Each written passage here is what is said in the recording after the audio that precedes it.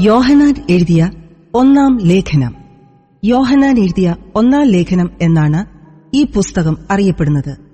എന്നാൽ പൊതുവെ പുരാതന ഗ്രീക്ക് ലേഖനങ്ങളുടെ ലക്ഷണങ്ങൾ ഇതിനില്ല. കാരണം ലേഖനത്തിൽ സാധാരണ കണ്ടുവരുന്ന അഭിവാദനങ്ങൾ ഇതിലില്ല. ഈ ലേഖനത്തിൽ യേശുവിനെ ദൈവത്തിന്റെ വചനം എന്ന് വിശേഷിപ്പിക്കുകയും ക്രിസ്ത്യാനികൾ തമ്മിൽ തമ്മിൽ സ്നേഹിക്കണം എന്നുപദേശിക്കുകയും ചെയ്തിരിക്കുന്നതിനാൽ യോഹന്നാൻ എഴുതിയ സുവിശേഷവുമായി ഇതിനെ എപ്പോഴും ചേർത്ത് ചിന്തിക്കാറുണ്ട്. യേശുവിന്റെ യഥാർത്ഥ ശിഷ്യന്മാരും ദുരുപദേഷ്ടാക്കളും തമ്മിലുള്ള അഭിപ്രായ വ്യത്യാസങ്ങൾ ആദിമസഭ എങ്ങനെ അഭിമുഖീകരിച്ചു എന്ന് ഈ ലേഖനത്തിൽ നിന്ന് വ്യക്തമാകുന്നു. യോഹന്നാന്റെ ലേഖനങ്ങളെല്ലാം തന്നെ യേശുക്രിസ്തുവിൽ വിശ്വസിക്കുന്നവരെ ധൈര്യപ്പെടുത്തുന്നതിനും സത്യത്തോട് വിശ്വസ്തരായിരിക്കുന്നതിനും ഉപദേശിക്കുന്നതിനും ആണ് എഴുതിയിരിക്കുന്നത്. അവന്റെ പുത്രനായ യേശുക്രിസ്തുവിന്റെ രക്തം സകല പാപവും പോക്കി നമ്മെ ശുദ്ധീകരിക്കുന്നു. ചിലർ യേശുക്രിസ്തു യഥാർത്ഥത്തിൽ മനുഷ്യനായിരുന്നില്ലെന്നും മനുഷ്യൻ ആണെന്നുള്ളത് വെറും തോന്നലാണെന്നും വാദിച്ചിരുന്നു. ഈ ഉപദേഷ്ടാക്കൾ സദാചാര നിയമങ്ങളും നിഷ്ഠകളും അവഗണിച്ച് ധാർമ്മിക നിയമങ്ങളെക്കാൾ ആത്മീയ ജ്ഞാനത്തിന് കൂടുതൽ പ്രാധാന്യം കൽപ്പിച്ചു. വീണ്ടും ജനിച്ചവർ പിന്നീട് പാപം ചെയ്യുകയില്ലെന്നും അതുകൊണ്ട് അവർ ചെയ്യുന്ന ഒന്നും പാപം അല്ലെന്നും അനുതാപത്തിന്റെ ആവശ്യം ഇല്ലെന്നും അവർ പഠിപ്പിച്ചിരുന്നു. യേശുക്രിസ്തു ജഡത്തിൽ വന്നു എന്നും അവൻ സാക്ഷാൽ ദൈവപുത്രനാണെന്നും വിശ്വസിക്കുക മാത്രമല്ല, ദൈവമക്കൾ വെളിച്ചത്തിന്റെ മക്കളാണെന്നും ദൈവത്തെ അനുസരിക്കുകയും പരസ്പരം സ്നേഹിക്കുകയും ചെയ്യുന്നവരാണെന്നും ലേഖനം ഉദ്ബോധിപ്പിക്കുന്നു. യേശുവിനെ ക്രിസ്തു എന്ന് വിശ്വസിക്കുകയും പരസ്പരം സ്നേഹിക്കുകയും ചെയ്യുന്നവർക്ക് മാത്രമേ നിത്യജീവന് അവകാശമുള്ളൂ എന്നും പഠിപ്പിക്കുന്നു. ഈ ലേഖനം AD ആദ്യ നൂറ്റാണ്ടിന്റെ അവസാനത്തിലോ അല്ലെങ്കിൽ 2-ാം നൂറ്റാണ്ടിന്റെ ആരംഭത്തിലോ എഴുതപ്പെട്ടു. ആ കാലത്ത് ആദിമസഭ വിശ്വാസ സംബന്ധമായ കാര്യങ്ങളിൽ അന്തിമ തീരുമാനങ്ങൾ കൈക്കൊണ്ടു തുടങ്ങിയതേയുള്ളൂ.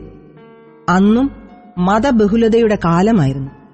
ആ മതങ്ങളിൽ ഏറ്റവും ശക്തമായ സ്വാധീനമുണ്ടായിരുന്നത് ജ്ഞാനമതത്തിനായിരുന്നു. ഈ ബാഹ്യലോകം തിന്മയാണെന്നും ആത്മീയ ലോകം മാത്രമാണ് നന്മയായിട്ടുള്ളതെന്നും പഠിപ്പിച്ചിരുന്നു.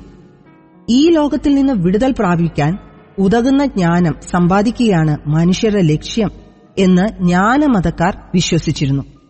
ഈ ശ്രേഷ്ഠ ജ്ഞാനം അവരെ ഈ ദുഷ്ടലോകത്തിൽ നിന്ന് വേർപെടുത്തും എന്ന് അവർ അവകാശപ്പെട്ടിരുന്നു. എന്നാൽ ഈ ലേഖനത്തിൽ ഈ ലോകത്തെ ദൈവം സൃഷ്ടിച്ചതാണെന്നും യേശുവിനെ ഈ ലോകത്തിലേക്ക് അയച്ചത് ലോകത്തെ തന്നോട് നിരപ്പിക്കുന്നതിനാണെന്നും സമർത്ഥിക്കുന്നു.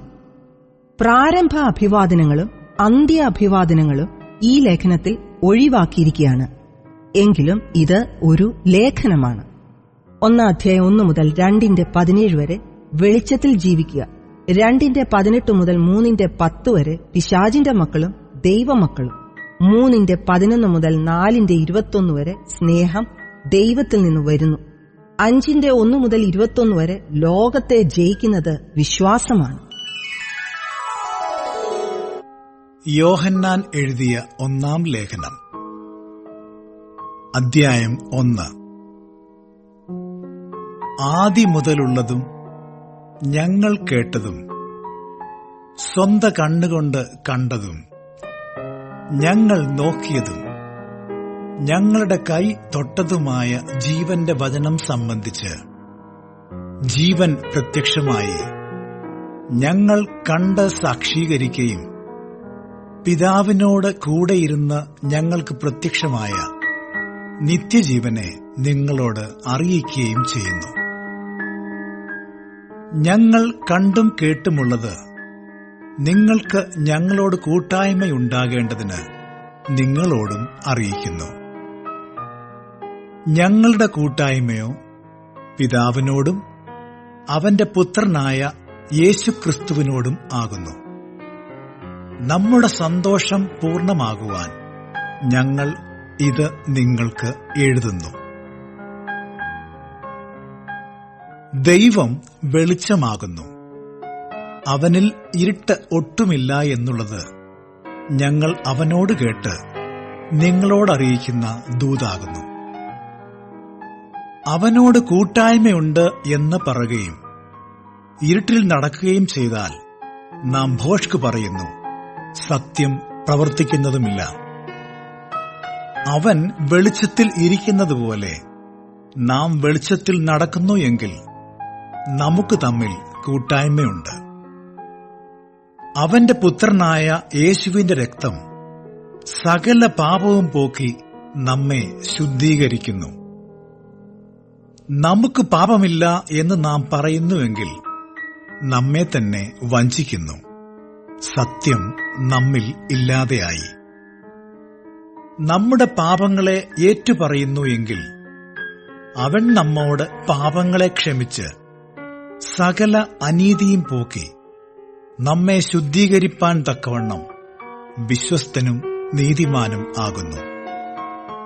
നാം പാപം ചെയ്തിട്ടില്ല എന്ന് പറയുന്നുവെങ്കിൽ അവനെ അസത്യവാദിയാക്കുന്നു, അവന്റെ വചനം നമ്മിൽ ഇല്ലാതെയായി.